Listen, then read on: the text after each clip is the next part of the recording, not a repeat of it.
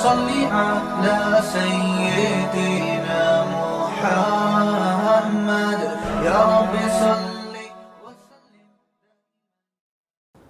بسم اللہ الرحمن الرحیم. سورہ آل عمران کا رکوع نمبر 17 اور چوتھے پارے کا رکوع نمبر 8. اس رکوع کا لفظی ترجمہ بھی کمپلیٹ ہو چکا تھا، اس کی مختصر گرامر بھی، اور اس کی تفسیر چل رہی تھی، اور اس آیت تک تفسیر پہنچی تھی وَمَا أَصَابَكُمْ يَوْمَ الْتَقَى الْجَمْعَانِ فَبِإِذْنِ اللَّهِ وَلِيَعْلَمَ الْمُؤْمِنِينَ، کہ غزوہ احد میں جو دو جماعتیں آپس میں جب ملاقات ہوئی تو اس وقت جو تمہیں مصیبت پہنچی وہ اللہ کے حکم سے، اور تاکہ اللہ مومنین کو جان لے، کیونکہ مصیبت کے وقت پتہ چلتا ہے کھرے اور کھوٹے کا. آگے چلتے ہیں ہم.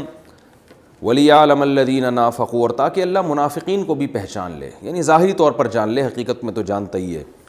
وَقِيلَ لَهُمْ، کہا گیا تھا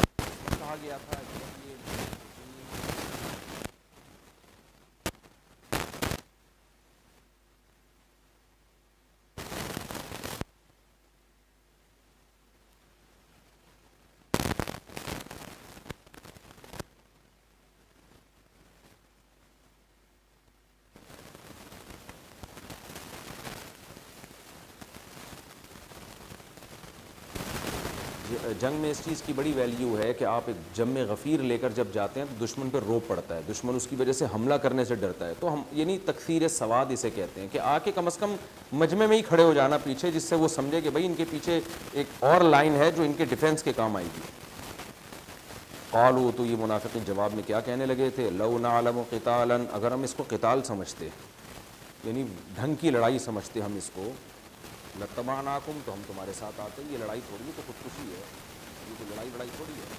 اللہ فرماتے ہیں ہم للکفر یومئذ اقرب منہم للایمان، اس طرح کی باتیں کر رہے تھے، یہ اس دن ایمان کی نسبت کفر کے زیادہ قریب تھے.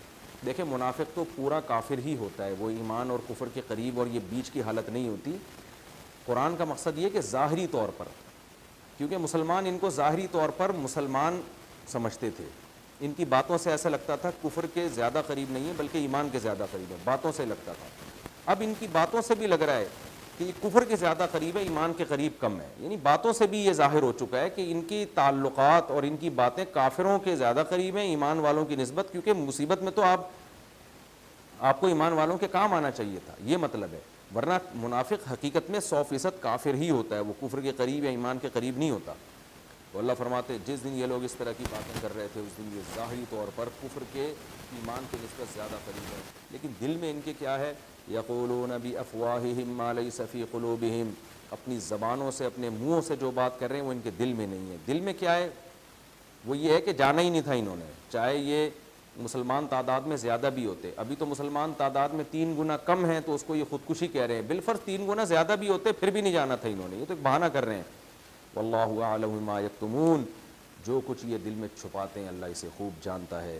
الذین قالوا لاخوانہم، یہ وہ بدبخت لوگ ہیں جو اپنے بھائیوں سے کہتے ہیں، اپنے بھائیوں کے بارے میں کہتے ہیں. بھائی سے مراد جو ان کے رشتہ دار اور جو نفاق میں ان کے ساتھ تھے، کچھ منافقین چلے گئے تھے اور مارے گئے تھے، وہ جو ان کی باتوں میں آ گئے تھے، اور کچھ اس میں مسلمان بھی ہیں جن کو ان کا رشتے کے لحاظ سے بھائی ہو سکتا ہے بھائی کہا گیا ہو، یا کسی اور لحاظ سے ان کو بھائی کہا گیا ہو. تو بہرحال جو لوگ جہاد میں گئے ان کے بارے میں یہ کہہ رہے تھے، وقعدوا، اور خود پیچھے بیٹھ گئے تھے. کیا کہہ رہے تھے، لو اطاعونا ما قتلوا، ہماری بات مانتے تو نہ جاتے، ہم تو پہلے ہی کہہ رہے تھے لڑائی نہیں ہے تو خودکشی ہے، اور یہ چلے گئے اور مارے گئے، دیکھو.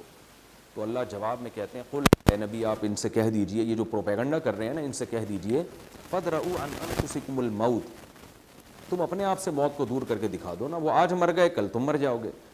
تو تمہیں زندہ رہنے کا اگر اتنا ہی ہے کہ زندگی اور موت گویا تمہارے ہاتھ میں ہے، کہ تمہارے مشوروں پہ جو عمل کرے گا وہ زندہ بچے گا، جو تمہارے مشوروں کے خلاف چلے گا وہ مرے گا. اگر تمہارا یہ نظریہ ہے تو اپنی موت تو کوئی بھی نہیں چاہتا نا، تم اپنے آپ سے موت کو دور کر کے دکھاؤ.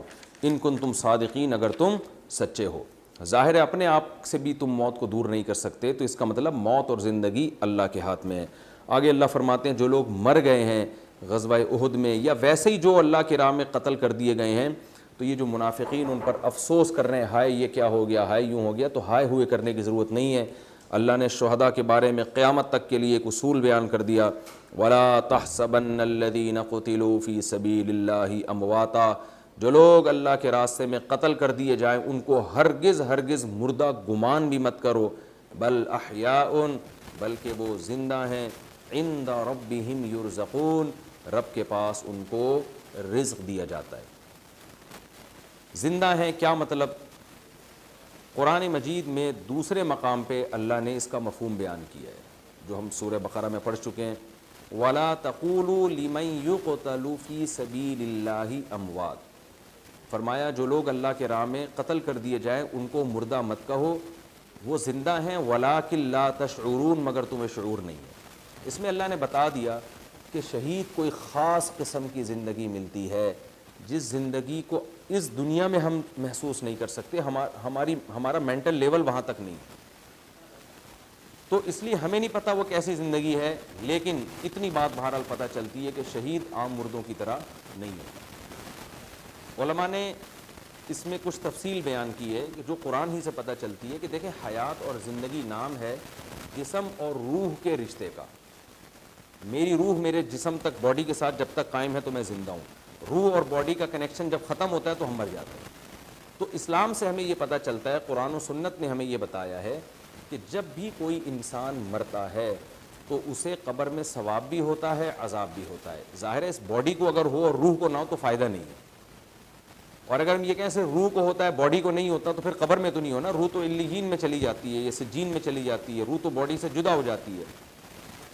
تو قرآن و سنت کی نصوص میں غور کرنے سے پتہ چلتا ہے جن میں قبر کا عذاب اور قبر کے ثواب کی باتیں ہیں، اس سے پتہ چلتا ہے کہ روح چاہے علیین میں ہو یا سجین میں، باڈی سے کتنی ہی جدا اور ممتاز کیوں نہ ہو جائے، لیکن روح کا کچھ نہ کچھ کنیکشن ہماری اس باڈی کے ساتھ ہوتا ہے جس کی پوری حقیقت ہمیں معلوم ہے۔ چاہے اس باڈی کو جلا دیا جائے، چاہے وہ پانی میں ہو، چاہے جانور کھا کے ختم کر دیں، کسی نہ کسی ذرے کے ساتھ یا باڈی کے ذرات کے ساتھ ہماری روح کا کنیکشن ہوتا ہے۔ اس کی مثال ایسے ہے جیسے ہم سوتے ہیں تو ہماری روح خواب میں پتہ نہیں کہاں کہاں گھومتی ہے، مگر ہماری روح کا ہمارے جسم کے ساتھ کنیکشن ہوتا ہے۔ یہی وجہ ہے کہ جب کوئی زور سے ہمارے کان میں آ کے اگر کوئی بولے تو ہم اٹھ جاتے ہیں، یعنی روح ہماری واپس لوٹ آتی ہے۔ تو ایسا نہیں ہوتا، اچھا روح بالکل ایسے بھی کنیکشن نہیں ہوتا جیسے ہم جاگتی حالت میں، کیونکہ جاگتی حالت میں اگر جیسا ہمارا روح کا جسم سے تعلق ہے وہی تعلق سوتے میں بھی ہو تو پھر سوئے کیوں انسان؟ وہ تو چلنا پھرنا شروع کر دے، اس کو تو دنیا کی سب چیزیں نظر آنا شروع ہو جائیں۔ تو نیند سے اللہ نے قرآن مجید کو میں نیند کو موت سے تشبیہ دی ہے، اللہ یتوفی الانفس حین موتها والتی لم تمت فی منامها، فرمایا اللہ تمہاری جان کو، روح کو قبض کر لیتا ہے جب تم مرتے ہو اور جب سوتے ہو، تو سوتے ہوئے کی روح واپس آ جاتی ہے، مرنے والے کی واپس نہیں آتی، وہ قیامت کے دن واپس آئے گی۔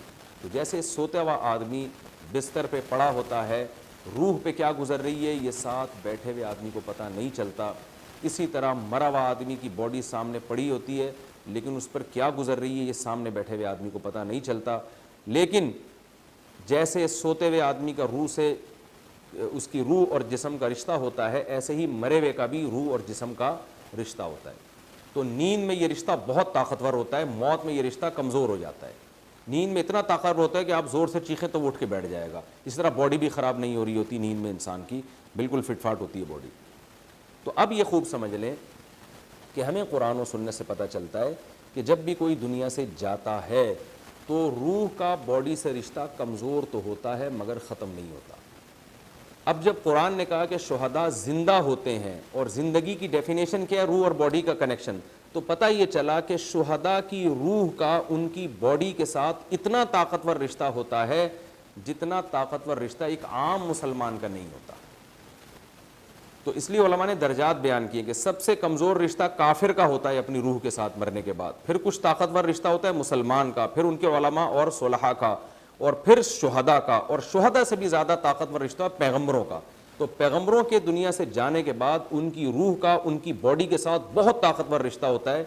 یہی وجہ ہے کہ اسی وجہ سے پیغمبروں کو کہا جاتا ہے کہ وہ اپنی قبروں میں زندہ ہیں، اس وجہ سے کہ ان کی روح کا ان کی باڈی کے ساتھ کنیکشن بہت زیادہ یعنی طاقتور ہوتا ہے۔ حالانکہ پیغمبروں پر بھی موت واقع ہوتی ہے لیکن ان کو زندہ اس لیے کہا جاتا ہے کہ ان کی روح کا ان کے جسم کے ساتھ شہیدوں سے بھی زیادہ طاقتور رشتہ ہوتا ہے۔ یہی وجہ ہے کہ پیغمبروں کا جسم کبھی بھی خراب نہیں ہوتا، جیسے کہ ہم نے بہت سے شہداء دیکھے ان کی باڈی خراب نہیں ہوتی، اور پیغمبر کی قبر کے قریب کھڑے ہو کر ہم سلام پڑھتے ہیں تو آپ صلی اللہ علیہ وسلم صحیح حدیث میں ہے کہ بنفس نفیس اس کو سنتے ہیں. تو یہ مطلب ہے اس کا. تو اب اللہ نے بھی شہداء کو موت کے بعد جو حیات دی ہے وہ بھی بہت طاقتور. کیا مطلب؟ ان کی روح اور ان کی باڈی کا کنیکشن بہت زیادہ طاقتور ہوتا ہے. اس سے زیادہ ہمیں حقیقت معلوم نہیں ہے، کیونکہ قرآن کہہ رہا ہے وَلَٰكِن لَا تَشْعُرُونَ، تمہیں پورا شعور ان باتوں کا نہیں ہے. فَرِحِينَ بِمَا آتَاهُمُ اللَّهُ مِن فَضْلِهِ، یہ تو حیات کے بارے میں میں نے ڈیٹیل بیان کی کہ جو شہداء زندہ ہیں یا انبیاء کو کہا جاتا ہے کہ قبر میں زندہ ہیں تو اس کا کیا مفہوم ہے، باقی حقیقت اللہ ہی بہتر جانتا ہے. فَرِحِينَ بِمَا آتَاهُمُ اللَّهُ مِن فَضْلِهِ، فرمائے یہ شہداء خوش ہوتے ہیں ان نعمتوں پر جو اللہ نے ان کو اپنے فضل سے عطا کی ہیں. یہ منافقین تو کہہ رہے ہیں کہ ہائے یہ ہو گیا وہ ہو گئے، تو اللہ فرماتے ہیں ان کی تو حالت یہ ہے کہ وہ خوش ہوتے ہیں. وَيَسْتَبْشِرُونَ بِالَّذِينَ لَمْ يَلْحَقُوا بِهِم مِّن خَلْفِهِمْ، اور جو لوگ ان کے پیچھے ہیں جو ابھی تک ان کے ساتھ ملے نہیں ہیں، یہ شہداء اپنے ان ساتھیوں کے بارے میں بھی سوچ کے خوش ہوتے ہیں. کیا خوش ہوتے ہیں؟ اللہ خوف علیہم ولا هم يحزنون، کہ ان پر نہ کوئی خوف ہوگا اور نہ یہ غمزدہ ہوں گے. انسان کو جس سے محبت ہوتی ہے تو اس کی خوشی پہ خوش ہوتا ہے، اس کے غم پہ غمزدہ ہوتا ہے. تو صحابہ کرام میں جو شہید ہو گئے اللہ ان کی کیفیات کو بیان کر رہے ہیں کہ انہوں نے جنت اپنی آنکھوں سے دیکھ لی، انہوں نے وہ نعمتیں اپنی آنکھوں سے دیکھ لی ہیں جو اللہ نے اپنے نیک بندوں کے لیے تیار کر کے رکھی ہیں. تو منافقین ان پر رو رہے ہیں اور وہ خوش ہو رہے ہیں اور کہہ رہے ہیں کہ ہمارے جو بعد والے لوگ ہیں جو ایمان لے کر آئے ان کا بھی انجام اچھا ہونے والا ہے. یعنی برزخ کی چیزیں نے اپنی آنکھوں سے دیکھی تو کہنے لگا کہ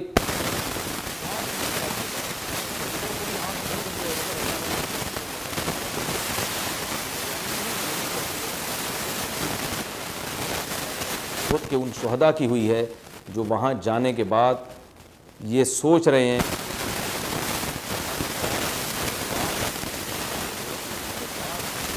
اور مرنے والے ہیں نیک اعمال پر، یہ شہید ہونے والے کیسا اللہ کا تھا. اور یہ ہر شہید کے بارے میں قرآن نے ایک خاص کرتے ہیں جو بھی شہداء ہوتے ہیں دنیا سے جاتے ہیں ان نیک لوگوں کے بارے میں ہم خوش ہوتے ہیں. اللہ نے ہمیں اپنی آنکھوں سے دکھا دیا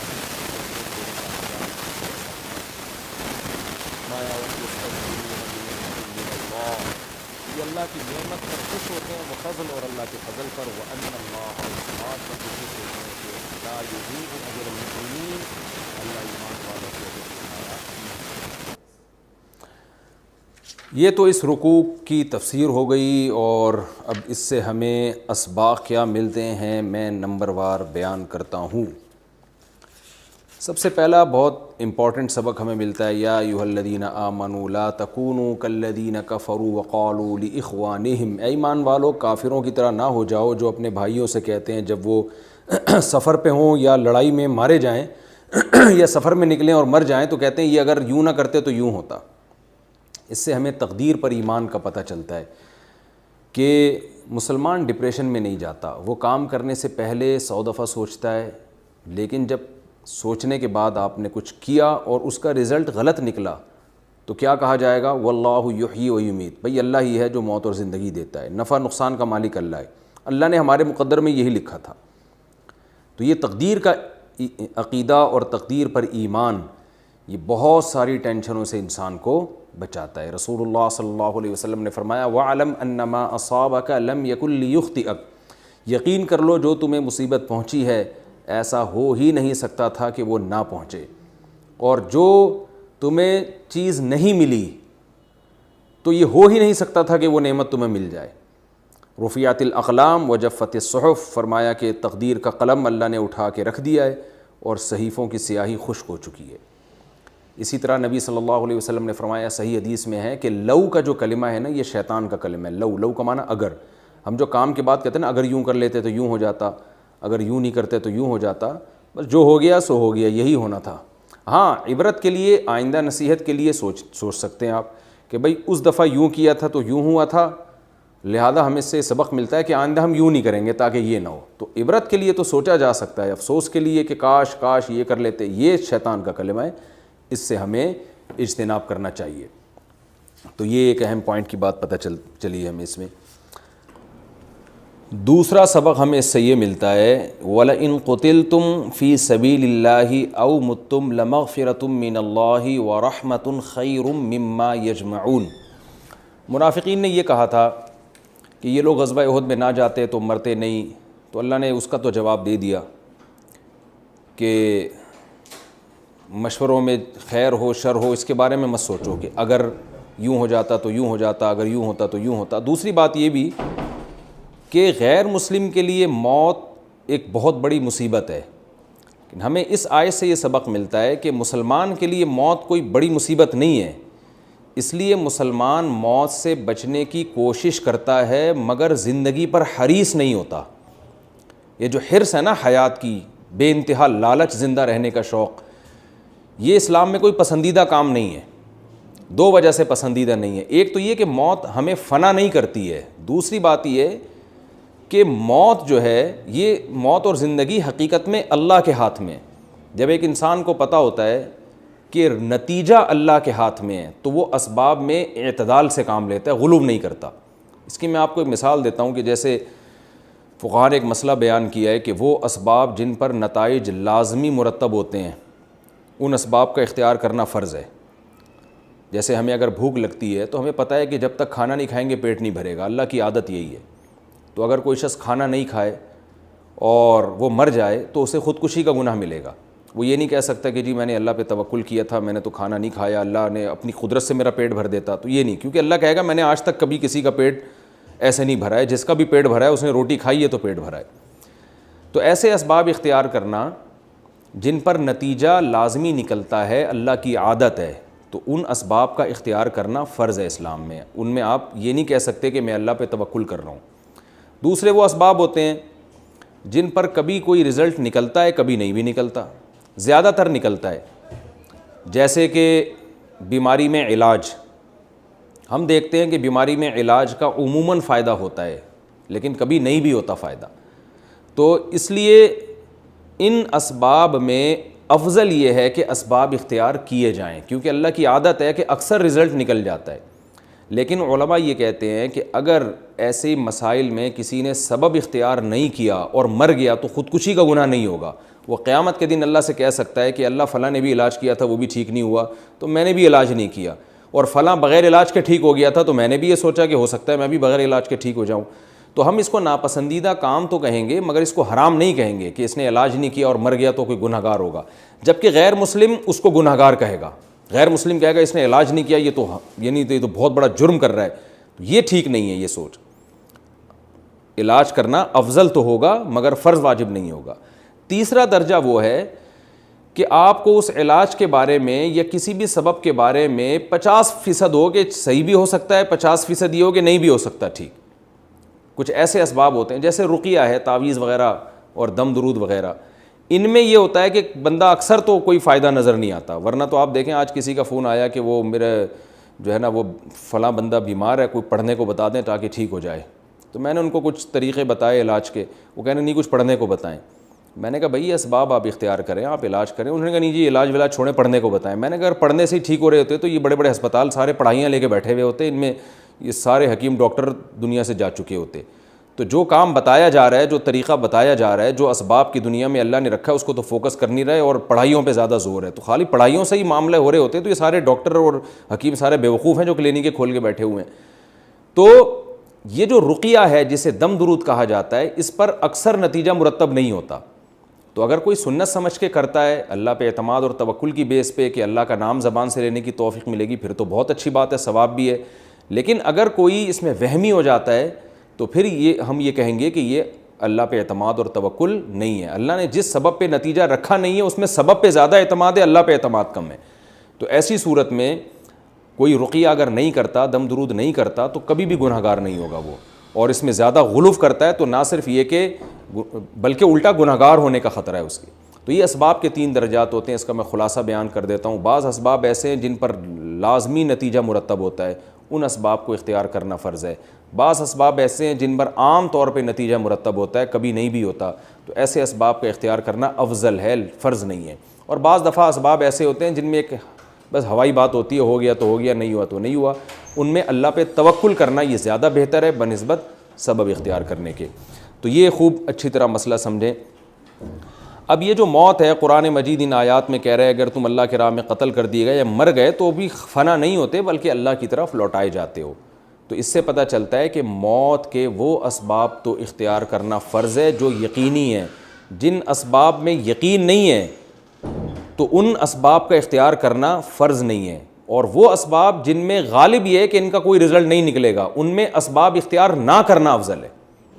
تو ہم نے دیکھا ہے بعض غیر مسلم کیا کرتے ہیں, ہاتھوں میں دستانے پہن کے رکھتے ہیں کہ کہیں جراثیم نہ لگ جائیں, جھوٹا نہیں پیتے ایک دوسرے کا کہیں جرمز نہ منتقل ہو جائے. یہ غلو ہے اسباب میں, اس لیے کہ دنیا میں ہمیشہ سے لوگ ایک دوسرے کا جھوٹا پیتے آئے ہیں, اس کے امکان بہت کم ہوتا ہے کہ کسی کا جرم کسی کے ہاں منتقل ہو جبکہ وہ صفائی کا خیال بھی کرتا ہو. تو اس میں اب ہم دیکھتے ہیں آج کسی کا فون آیا میرے پاس کہ کسی خاتون نے کہا کہ میرے ہسبینڈ کو کرونا ہو گیا تھا, وہ ٹھیک بھی ہو گئے مگر 6 مہینے سے بچوں کے لیے عذاب جان بنے ہوئے ہیں, بچوں کو قریب نہیں آنے دے رہے کہ ایسا نہ ہو کہ کرونا کا جرثومہ دائیں بائیں رہ گیا ہو اور کسی بچے کو ٹرانسفر نہ ہو جائے. تو یہ جو غلو ہے کہ آپ ایک ہی گھر میں رہتے ہوئے اتنی احتیاط اتنے طویل عرصے تک نہیں کر سکتے, ایسے موقع پر آپ پر فرض ہے کہ آپ اللہ پہ اعتماد اور توکل کریں کہ بھائی موت زندگی اللہ کے ہاتھ میں, ہم کوئی وہمی تھوڑی بننا ہے. ہم نے ایک صاحب کا یہاں تک آیا کہ پڑوس میں کرونا ہوا ہے اور انہوں نے اپنے گھر کے دروازوں کے نیچے جناب وہ چادروں سے نا وہ سوراخ بھی بند کر دیے. میں نے کہا یہ کرونا سے مرے نہ مرے سانس گھٹنے سے ہی مر جائے گا یہ. تو اتنے وہمی لوگ بھی ہیں. تو یہ غیر مسلموں پہ تو یہ باتیں سوٹ کرتی ہیں کیونکہ وہ زندگی کے حریص ہوتے ہیں, چاہت نہیں ہوتی بلکہ حرص اور لالچ ہوتی ہے زندہ رہنے کی. تو لالچ میں تو انسان دوسروں کی جیبوں سے بھی پیسے نکال لیتا ہے. تو یہاں بھی غیر مسلم میں اور مسلمان میں فرق ہونا چاہیے. مسلمان زندگی کی کوشش کرتا ہے اعتدال کے ساتھ, خوراک پہ تھوڑی توجہ دے گا, ایکسرسائز کر لے گا اور ایسی خوراکیں نہیں کھائے گا جو عام طور پہ لوگوں کو بیمار کرتی ہیں. کسی بیمار کا جھوٹا پینے سے تھوڑا احتیاط کر لے گا اگر اس کو یہ خطرہ ہو, لیکن نارمل صحت مند آدمی جو صفائی کا خیال کرتا ہو اس کے جھوٹے سے کسی کو گھن آتی ہو تو ایک الگ بات ہے, لیکن وہ بیماری کی وجہ سے نہیں بچے گا. اس کو پتہ ہے بھائی جھوٹا پینے سے کچھ بھی نہیں ہوتا, اور مسافہ بھی کر لے گا بغیر دستانے کے. اور اگر آپ کو اللہ نہ کرے کورونا ہو گیا اور آپ ٹھیک ہو گئے تو بچوں سے اپنے گھر میں رہتے ہوئے گلے بھی ملے گا. بھائی اب یہ احتیاط نہیں ہو سکتی گھروں کے اندر. تو نبی صلی اللہ علیہ وسلم نے جہاں یہ حکم دیا کہ کوڑ کے مریض سے دور رہو, وہاں آپ نے ضرورت کے وقت کوڑ کے مریض کے ساتھ کھانے کی اجازت بھی دی ہے, دعائیں پڑھ کے کہ یہ دعا پڑھ لو, اللہ پہ توکل کرو. تو ان میں ہمیں یہ فرق کرنا پڑے گا کہاں ضرورت ہے کہاں ضرورت نہیں ہے, کہاں زندگی سے بچنے کی حرص ہو رہی ہے اور کہاں زندگی کی خواہش ہو رہی ہے. یہود کے بارے میں قرآن نے کہا کہ یود احدہم لو یعمر الف سنہ, ان میں سے ہر ایک یہ چاہتا ہے کہ 1000 سال یہ زندہ رہے. تو اس لیے وہ 1000 سال زندہ رہنے کے لیے جو کچھ جتن کر سکتا ہے کرتا ہے. جبکہ ہم دیکھتے ہیں انس بن مالک رضی اللہ تعالیٰ عنہ فرماتے تھے, صحیح حدیث ہے کہ میری عمر اتنی ہو گئی ہے کہ مجھے زندہ رہتے ہوئے شرم آنے لگی ہے. تو زندہ رہنے کی کوشش تو ان نے بھی کی ہوگی لیکن موت کے لیے بھی ذہنی طور پر تیار تھے. تو آپ زندہ رہنے کی کوشش کریں مگر اعتدال کے ساتھ, اس لیے کہ موت ہمارے ہاں ایک عذاب اور مصیبت نہیں ہے بلکہ موت تو انسان کو اللہ سے ملانے والی اور اپنی منزل تک پہنچانے والی ہے. یہ بھی ہمیں اسی آیت سے پتہ چلتا ہے. تیسرا علمی نقطہ جو بہت ہی امپورٹنٹ ہے وہ یہ پتہ چلتا ہے کہ قرآن کہہ رہا ہے وَلَوْ كُنْتَ فَظًّا غَلِيظَ الْقَلْبِ لَانفَضُّوا مِنْ حَوْلِكَ, کہ اے نبی غزوہ احد میں صحابہ کرام جب میدان سے فرار ہوئے اور آپ نے ان کو پکارا اور انہوں نے آپ کی پکار پہ جواب نہیں دیا, یہ ان سے بہت بڑی مسٹیک ہوئی. لیکن جب آپ کی ان سے ملاقات ہوئی ہے تو آپ نے ان کو طعنہ نہیں دیا بلکہ آپ نے خوش اخلاقی سے پیش آئے, ان کی حوصلہ افزائی کی اور کہا تم بھاگنے والے نہیں بلکہ تم تو پیچھے پلٹ کے دوبارہ حملہ کرنے والے لوگ ہو. تو اس سے ہمیں پتہ چلتا ہے کہ لیڈر کے اندر, قوم کے مقتدا اور رہبر کے اندر یہ صفت ہونی چاہیے کہ وہ اپنے ماتحتوں کی رعایت کرے, وہ مخلص اور منافق میں فرق کرے. آپ صلی اللہ علیہ وسلم یہ بات جانتے تھے کہ اگر یہ میدان احد میں فرار ہوئے ہیں تو لڑے بھی تو یہی لوگ ہیں, مدینہ سے میرے ساتھ چلے بھی یہی لوگ ہیں. تو ان کی اس خوبی کو بھی دیکھنا چاہیے ہمیں, نہ یہ کہ صرف اس خامی کو لے کے ہم بیٹھ جائیں. جن لوگوں کی طبیعت میں فتنہ اور فساد ہوتا ہے وہ کسی کی خامیوں کو ڈھونڈ ڈھونڈ کے تلاش کر کے اس کو رسوا کرنے کی کوشش کرتے ہیں, لیکن جن لوگوں کی طبیعت میں پازیٹیوٹی ہوتی ہے, مثبت سوچ ہوتی ہے, وہ پلس مائنس کرتے ہیں, خامیاں اور خوبیوں کو پلس مائنس کر کے رزلٹ نکالتے ہیں. حاتم ابن ابی بلتعہ رضی اللہ تعالیٰ عنہ سے ایک بہت بڑی غلطی ہوئی تھی جو جنگی ایک جرم سمجھا جاتا ہے, بغاوت سمجھا جاتا ہے.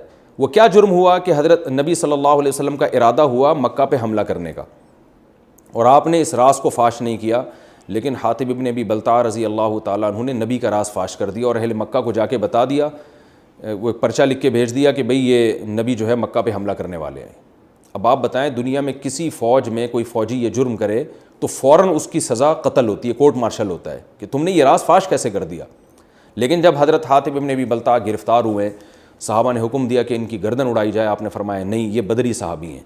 کیا مطلب؟ آج ان سے یہ غلطی ہوئی ہے لیکن کل ایک نیکی بھی یہ کر چکے ہیں۔ وہ نیکی کیا ہے کہ بدر میں جب ہم 313 تھے اور سامنے 1000 کا لشکر تھا تو یہ میدان چھوڑ کے فرار نہیں ہوئے تھے، بلکہ ان 313 میں شامل تھے جنہوں نے اپنی کمزوری کے باوجود طاقتور دشمن کا مقابلہ کیا ہے۔ تو آج ان کی یہ غلطی ہے تو میں ان کو اس غلطی پہ اگر سزا دوں تو ان کی اس نیکی پہ ان کو بدلہ بھی تو ملنا چاہیے۔ پھر حاتب ابن بلتع رضی اللہ تعالیٰ عنہ سے پوچھا گیا بھئی تم نے یہ جرم کیوں کیا؟ انہوں نے فرمایا کہ یا رسول اللہ مجھے یقین تھا کہ اللہ آپ کو مکہ پہ فتح عطا فرمائے گا، میرے اس راز فاش کرنے سے کوئی فرق نہیں پڑنے والا، بس میں یہ چاہتا تھا مکہ میں جو میرے رشتہ دار ہیں تو ان کی جان بچ جائے، جب ان کو پہلے سے پتہ چل جائے گا تو وہ محفوظ ہو جائیں گے، میرا مقصد اسلام کو کمزور کرنا نہیں تھا۔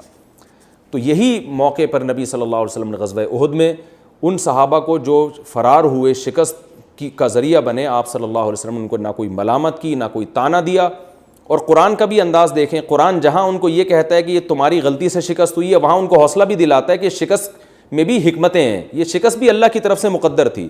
تو یعنی قرآن ان کو غلطی پہ تنبیہ بھی اس انداز سے کر رہا ہے کہ ان کے حوصلے پست نہ ہوں، بلکہ ان کو یہ بتا رہا ہے کہ یہ غلطی بھی گویا اللہ نے تم سے کروائی ہے تاکہ شکست بھی لوگوں کے سامنے آئے اور پتہ چلے کہ شکست میں کیا احکام ہیں اسلام کے۔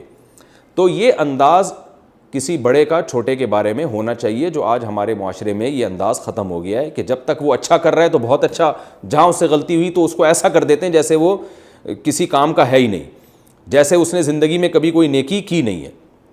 حدیث میں آتا ہے نا، رسول اللہ صلی اللہ علیہ وسلم نے فرمایا تکفرن العشیر، عورتوں کے بارے میں فرمایا کہ بہت کثرت سے جہنم میں جائیں گی۔ اس کی ایک وجہ نبی نے فرمایا کہ شوہر ساری زندگی احسان کرتا ہے لیکن کوئی ایک دفعہ اس سے اگر کوئی ایسی بات ہو جائے تو وہ کہتی ہیں ما رأیت منک خیرا قط، میں نے تمہاری طرف سے کبھی خیر دیکھی نہیں ہے۔ تو یہ بھی غلط ہے، یہ بھی اسی میں داخل ہے کہ پلس مائنس کیا جائے، دیکھا جائے کہ احسانات زیادہ ہیں یا اس کی کوتاہیاں زیادہ ہیں۔ تو خاص طور پر یہ آیت لیڈر کے بارے میں ہے کہ جو بھی کسی قوم کا سردار ہو، لیڈر ہو، اسے چاہیے کہ اپنے ماتحتوں کی غلطیوں پہ ان کی اصلاح کی کوشش کرے، نہ کہ ان کو رسوا کر کے ذلیل کرنے کی اور رسوا کرنے کی کوشش کرے تاکہ وہ اپنی نگاہوں میں ہی گر جائیں۔ تو قرآن کہہ رہا ہے، اچھا یہ بھی ہمیں پتہ چلتا ہے کہ قرآن کہہ رہا ہے اے نبی اگر آپ سخت دل ہوتے تو یہ آپ کے ارد گرد سے بھاگ جاتے، یعنی یہ دوبارہ پھر آپ کے پاس نہ آتے۔ حالانکہ صحابہ سے زیادہ مخلص اس کائنات میں کوئی ہو نہیں سکتا۔ تو بد اخلاقی اتنا بڑا ایک جرم ہے کہ بد اخلاقی کی وجہ سے آپ اپنے مخلص ترین ساتھیوں کی صحبت سے محروم ہو سکتے ہیں، کیونکہ قرآن خود ہی یہ بات مختلف مضامین میں بیان کرتا ہے کہ محمد صلی اللہ علیہ وسلم کو جیسے ساتھی ملے ایسے ساتھی اس کائنات میں کسی کو نہیں ملے۔ تو جب نبی کی بدخلقی بالفرض، نقل کفر نباشت، بدخلقی کی وجہ سے آپ کے مخلص ترین ساتھی آپ کا ساتھ چھوڑ سکتے ہیں، تو ہم اور آپ کون ہوتے ہیں جو یہ سمجھیں کہ ہماری بد اخلاقی کا ہمارے ماتحتوں پہ کوئی اثر نہیں پڑے گا، اور انہوں نے تو مرنے جینے کی ہمارے ساتھ قسمیں اٹھائی ہوئی ہیں، لہذا ہم کچھ بھی ان کو گالیاں دیتے رہیں، کچھ بھی کرتے رہیں، یہ نہیں ہمارا ساتھ چھوڑیں گے۔ تو اس خوش فہمی میں ہمیں مبتلا بالکل بھی نہیں ہونا چاہیے۔ چوتھی علمی نقطے کی بات، ہمیں مشورے کی اہمیت پتہ چلتی ہے۔ قرآن نے کہا کہ آپ نے ان سے مشورہ لیا کہ مدینہ سے باہر نکل کے لڑنا ہے، مشورے میں خیر نہیں تھی بظاہر اور نقصان ہو گیا، تو اب بھی مشورہ بہرحال آپ نے ان سے لینا ہے۔ یہ نہیں ہوگا کہ جی چونکہ مشورے کی وجہ سے نقصان ہو گیا تو مشورہ ہی ختم ہو گیا۔ یہ بھی ہمیں پتہ چلتا ہے۔ آج کیا ہوتا ہے کہ ہم کسی سے مشورہ لیں اور نقصان ہو جائے تو ہم کہتے ہیں اس نے مشورہ دیا تھا، اس کی وجہ سے ایسا ہوا ہے۔ تو قرآن تو کہہ رہا ہے پھر بھی انہی سے ہی مشورہ لینا ہے آپ نے۔ تو ہو سکتا ہے آپ کا کوئی مخلص آپ کو مشورہ دے اور اس میں نقصان ہو جائے، تو اس کی وجہ سے یہ بھی نہیں کر سکتے کہ آئندہ اس سے مشورہ نہیں لینا، اور یہ بھی نہیں ہو سکتا کہ مشورے کی اہمیت کم ہو جائے۔ تو میں دو باتیں اس بارے میں کرتا ہوں۔ ایک تو مشورے کی اہمیت کے بارے میں، ہمارے ہاں آج کل استخارے کی جو ویلیو ہے وہ مشورے سے زیادہ ہے، جبکہ شریعت میں مشورے کی اہمیت استخارے سے زیادہ ہے۔ ایک تو یہاں قرآن نے مشورے کا باقاعدہ حکم دیا، استخارے کا حکم قرآن میں کہیں بھی نہیں ہے، حدیث میں آتا ہے وہ۔ تو قرآن کا جو حکم ہے اس کی ویلیو حدیث کے حکم سے بہرحال زیادہ ہے۔ قرآن مجید میں مشورے کے نام پہ پوری سورت نازل ہوئی ہے جس کو سورہ شورا کہا جاتا ہے۔ شورا کا مطلب مشورہ، پوری سورت کا نام اللہ نے مشورہ کر دیا، مشورہ رکھ دیا۔ یہ دوسری فضیلت ہوئی. تیسری فضیلت یہ، قرآن میں جہاں بھی نماز کا ذکر ہے زکوٰۃ کا ذکر ہمیشہ اس کے ساتھ ہے. لیکن دو مقام ایسے ہیں جہاں قرآن نے نماز اور زکوٰۃ کے درمیان میں کوئی تیسرا آرڈر دیا ہے. ایک 18ویں پارے میں کہ فرمایا الذین هم فی صلاتہم خاشعون والذین هم عن اللغو معرضون والذین هم للزکاۃ فاعلون. فرمایا ہمارے نیک بندے نماز قائم کرتے ہیں، لغویات سے بچتے ہیں اور زکوٰۃ دیتے ہیں. تو یہ جو نماز اور زکوٰۃ جو آپس میں ہمیشہ ملے ہوئے ہوتے ہیں، ان کے درمیان ایک تیسرا حکم رکھنا یہ اصل میں اس حکم کو ہائی لائٹ کرنے کے لیے. کیونکہ انسان جب ایک آیت کا عادی ہو جاتا ہے کہ نماز کے بعد ہمیشہ زکوٰۃ، تو جیسے جب ہم اس آیت کی تلاوت کریں گے تو ہم کہیں گے بھائی اللہ نے نماز کے بعد زکوٰۃ کے بجائے ایک اور حکم دے دیا، تو اس حکم کو انسان غور سے سنے گا. تو اس سے پتہ چلتا ہے کہ یہ حکم اللہ کی نظر میں ایک عام احکام کی طرح نہیں ہے، بلکہ اللہ کی نظر میں اس کی ویلیو دوسرے احکام سے زیادہ ہے. تو نماز اور زکوٰۃ کے درمیان اللہ نے حکم دیا کہ لغویات سے بچتے ہیں. تو پتہ چلا کہ لغویات سے بچنا، فضول کاموں سے بچنا، یہ اسلام کا ایک بہت اہم حکم ہے. دوسرا، اللہ نے سورہ شورى میں بھی یہی طرز اختیار کیا کہ نماز اور زکوٰۃ کے درمیان میں مشورے کا لفظ، اللہ نے مشورے کا آرڈر دیا. فرمایا کہ یہ لوگ نماز قائم کرتے ہیں وَأَمْرُهُمْ شُورَىٰ بَيْنَهُمْ وَمِمَّا رَزَقْنَاهُمْ يُنْفِقُونَ. یہ نماز قائم کرتے ہیں اور ان کے آپس کے معاملات مشورے سے طے ہوتے ہیں اور جو رزق ہم نے دیا اس میں سے خرچ کرتے ہیں. تو یہاں بھی اللہ نے نماز اور انفاق اور زکوٰۃ کے درمیان مشورے کا آرڈر دیا. تو اس سے بھی پتہ چلتا ہے کہ مشورے کا حکم اللہ کی نظر میں معمولی نہیں ہے، بلکہ یہ ایک اہم حکم ہے. یہ ہے کیوں؟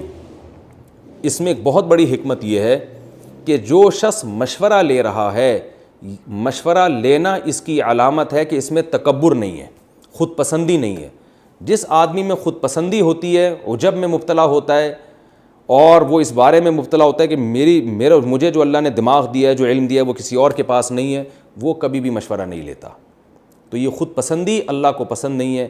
دیکھیں رسول اللہ صلی اللہ علیہ وسلم کے دور میں تو وحی نازل ہو رہی تھی اور آپ سے زیادہ ذہین دنیا میں کوئی پیدا نہیں ہوا. تو اللہ آپ کو حکم دے رہے ہیں کہ اپنے ساتھیوں سے مشورہ لے کر آپ نے عمل کرنا ہے، یہ بتانے کے لیے کہ جب قوم کے ذہین ترین لیڈر، جن کا تجربہ بھی زیادہ، جن کا علم بھی زیادہ، جن کی خیر خواہی بھی زیادہ، ان کو جب پابند کیا جا رہا ہے کہ صرف اپنی رائے پر عمل نہیں کرنا بلکہ آپ نے مشورہ لینا ہے، تو ایک دوسرا آدمی کیسے یہ کہہ سکتا ہے کہ میں اتنا ذہین ہوں اور میرا اتنا تجربہ ہے کہ مجھے لوگوں کے مشوروں کی ضرورت نہیں ہے. تو یہ بھی یعنی مشورہ لینا اس کی علامت ہے کہ آپ کے اندر کبر اور تکبر نہیں ہے. اس لیے بھی اللہ تعالیٰ کو یہ مشورے کا عمل پسند ہے. یہ تو اہم بات ہو گئی.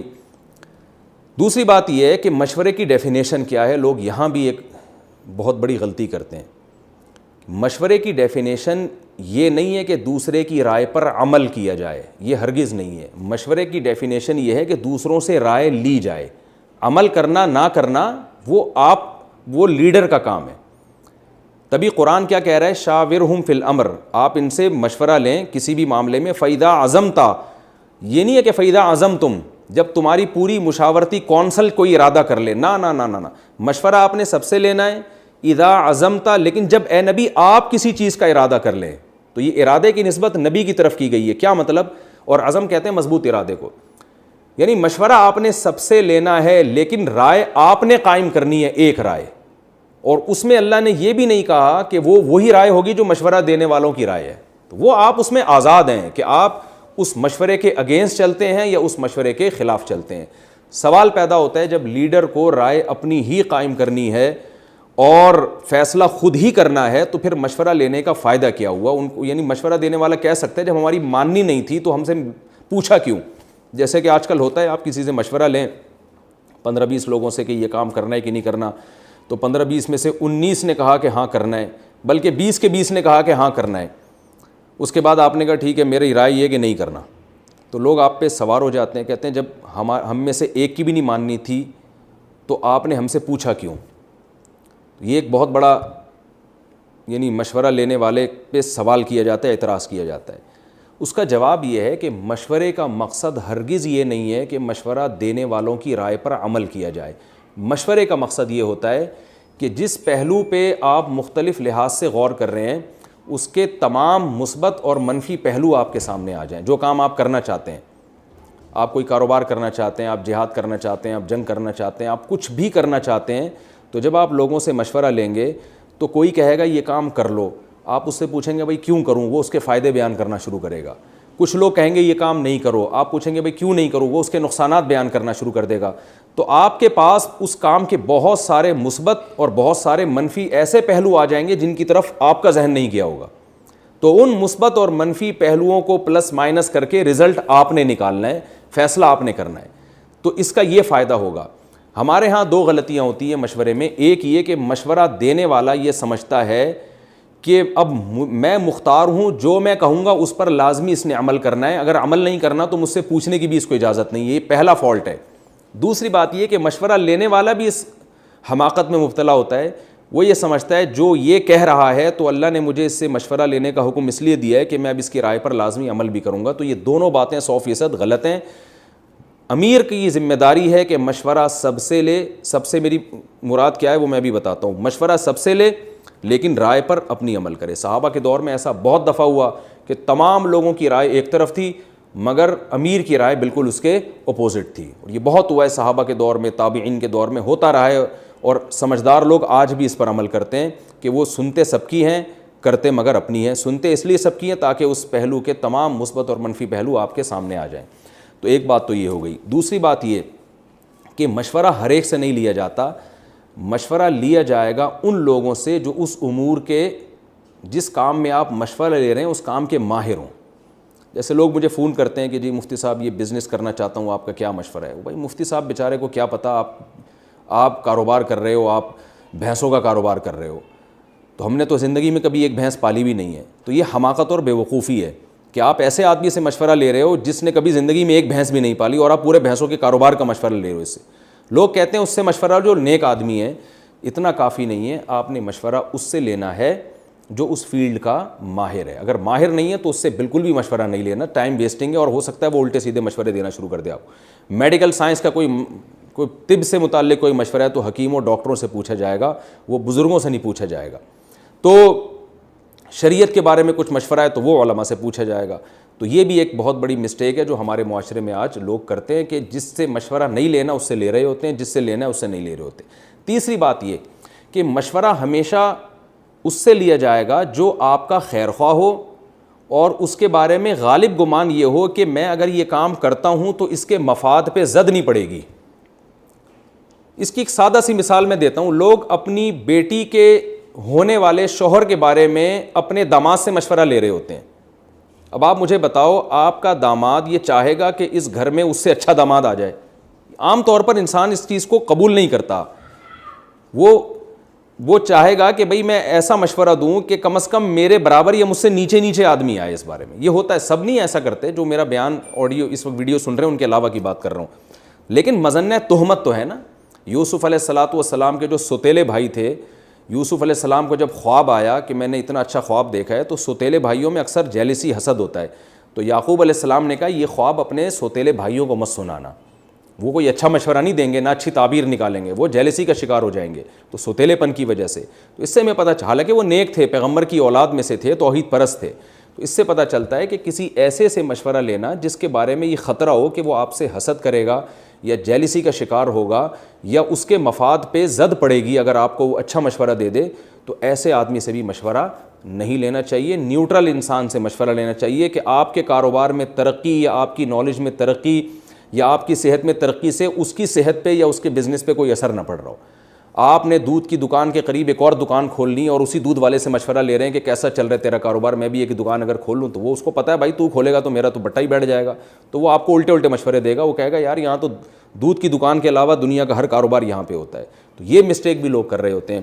تو یہ چند چیزیں ہیں جو مشورے کے بارے میں شرعی تعلیمات ہیں. وقت پورا ہو چکا ہے, میں جلدی اس رکوع میں ایک دو اور باتیں بیان کر کے اپنی بات کو ختم کرتا ہوں. اس میں یہ بھی ہمیں پتہ چلا کہ رسول اللہ صلی اللہ علیہ وسلم کی فضیلت کے اللہ تعالیٰ نے اپنے نبی صلی اللہ علیہ وسلم کا جو کام بتایا, یزکیہم ویعلمہم الکتاب والحکمہ. نبی کا کام صرف کتاب پہنچانا نہیں ہے بلکہ کتاب سکھانا بھی ہے. تو صحابہ نے نبی سے سیکھ کر قرآن سیکھا ہے.